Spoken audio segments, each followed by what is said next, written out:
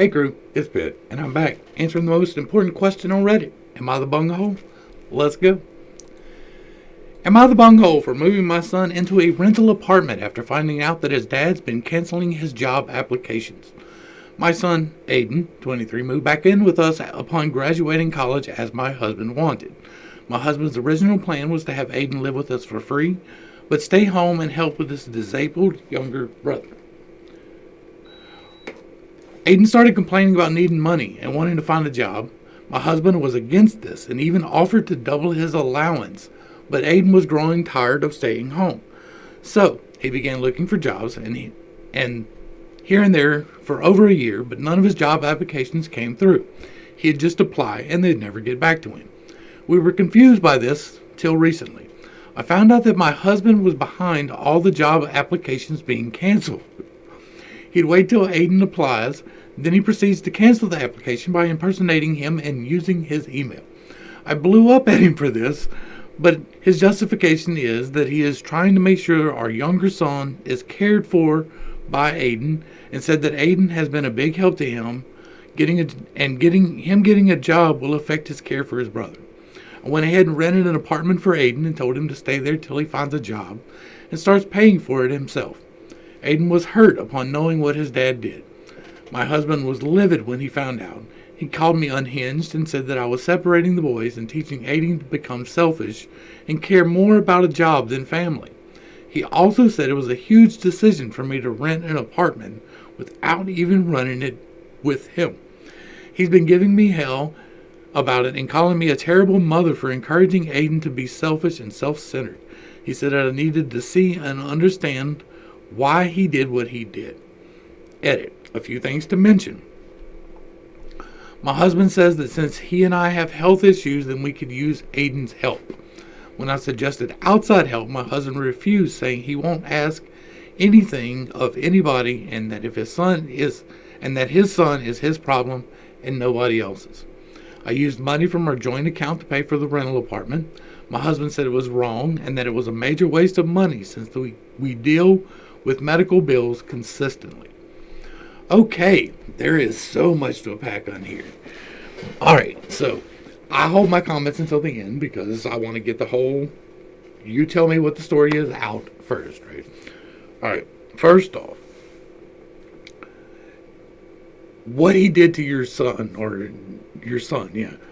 is horrible. Like that is abusive and manipulative to a horrible degree. It displays extreme narcissistic tendencies. I understand being in hardship. I understand having medical bills and having medical problems. I have that. And so I understand those issues. There is no excuse whatsoever from taking the free will from another human being, right? And so that is what he did. Aiden's choice was to get a job using the degree that he went to college for. It is that man's right to leave if he wants to. It is his right to go and do whatever he wants, wherever he wants. If he disappears and never talks to you again, that is his right. You have no right to force an interaction upon him. And taking actions like this will cause that to happen. That is a large trigger for a lot of people. Are you kidding me? Like, I don't even understand. Like that's an enormous issue, and it's going to cause bigger problems down the road. Having that type of manipulation and that prideful of a situation, because there's a lot of pride packed into here. He has pride that he can control his son's destiny. Both his son's destinies. He has pride that he can pay his son to stay with his brother, but he can't pay somebody else because that would be asking for help. No, let your son be what he needs to be. And so the bunghole in this situation is absolutely the husband. Absolutely, your husband is the bunghole in this situation. No doubt whatsoever. You did a great thing, as a matter of fact. This is the exact equivalent of removing a woman from a batter situation. This is removing a child, even though I understand that he is an adult, and he is an adult. And he should be making this decision himself, and he probably would have had he been financially able. So, you helping him get out of this situation is the same as helping a battered woman escape or an abused child escape. It is the same. It is keeping someone from being actively abused. My concern is for you, because now there is no target other than you. I don't know your situation. I'm not going to try and get into your situation, and I'm not giving marital advice. But I would probably, in your situation, myself, get some professional counseling sooner than later. And so, that's where we're going to leave this. You are not the bunghole. Your husband is the bunghole. Your son is going to be so much better now that he is out of the house.